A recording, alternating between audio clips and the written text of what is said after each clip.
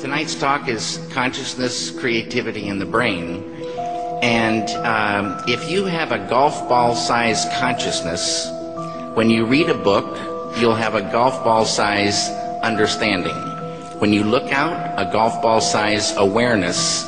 And when you wake up in the morning, a golf ball-size wakefulness. But if you could expand that consciousness, then you read the book, more understanding. You look out, more awareness. And when you wake up, more wakefulness. It's consciousness. And there's an ocean of pure, vibrant consciousness inside each one of us. If we imagine that all communication is some sort of someone sending something to someone else, we really miss it. See, this is partly the problem that comes from people thinking that language is an occasional tool that we sometimes use, and unless we're opening our mouth and unless sounds are coming out, we're not using language, or even worse, we're not communicating. Why is the medium the message? Why is not the message the message? Where would you look for the message in an electric light? Is there necessarily a message in an electric? There certainly is. Or a candle. The medium and the message are the same. When you think of the medium as a container, you are thinking in visual terms.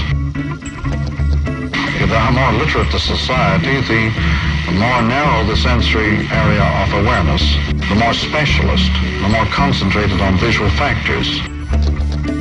This has something to do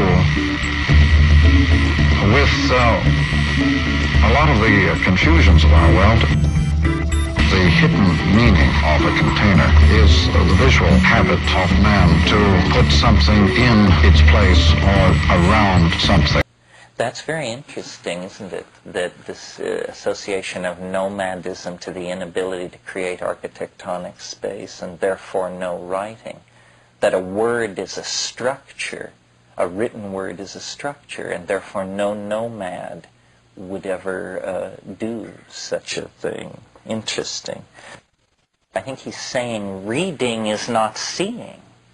And those who read do not see. Even when they lift their eyes from their books, they carry the attitude of print into the world. They read, they attempt to read nature. And you can't read nature. You must look at nature. You must see nature. To a pre-literate man, space has no static properties at all. They're entirely determined by the people or things that are involved in the spatial relationship. So that a person is thought of as creating his own kind of space and not as being inside space. The pre-literate man, the man who lives more by ear than by eye, does not think of himself as being in space at all.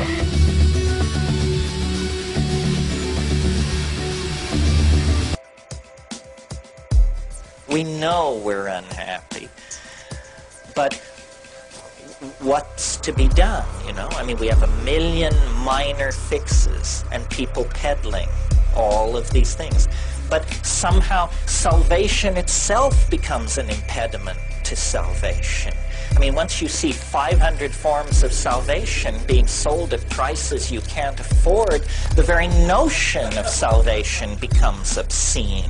You know, it becomes one more layer in the obscene layering that takes meaning out of life and disempowers us and turns us into a subscription customer. That seems to be how we always are being forced to end up. Well, the only way out of this, I think, is to, it takes courage, because you have to turn your back on your culture in the most profound sense there is, because there are many ways to turn your back on your culture. I mean, if everyone's wearing gray, you can wear green. That's one way to turn your back on a culture. But another way is to break its laws. Now that's a little more serious and, you know, brings in big philosophical issues. But in fact, the culture is an enormous arrow pointing, go this way. And you know what lies that way? impoverishment, madness, degradation, and death. That's where the culture is pointing. You can see it. You can see it. Just look where we're headed. If everyone on Earth aspires to the kind of lifestyle that you people can enjoy by virtue of having paid the money to be at a scene like this, there isn't enough glass, metal, and plastic in the planet to make that many Celicas and Jaguars and bluebirds and snowbirds and all the rest of this crap. So what is needed is an awakening. And people say, well, don't you think you ought to be able to do it by yourself? And I love this question because the answer is you can't do it by yourself. That's the entire message of the last 10,000 years of human history. The self is insufficient. The ego will not suffice. We are moving toward the most profound event a planetary ecology can encounter.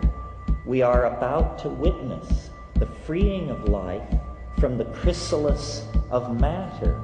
This is what our privilege and our destiny is to be the final generation of people with one foot in the material realm of the battered primate and one foot on the ladder to Godhead.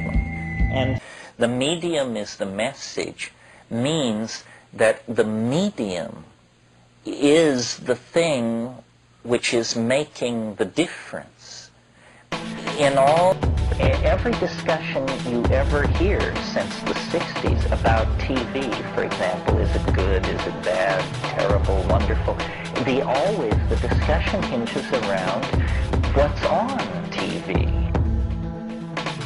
And people say, well, television is terrible, it just shows violence, and then somebody else says, no, television is wonderful, those nature shows and news from far away and masterpiece theater. This is a stupid argument.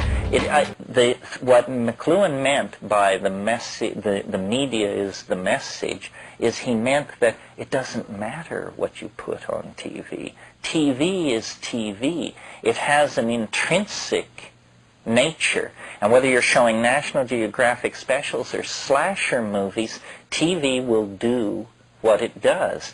Time now for this message.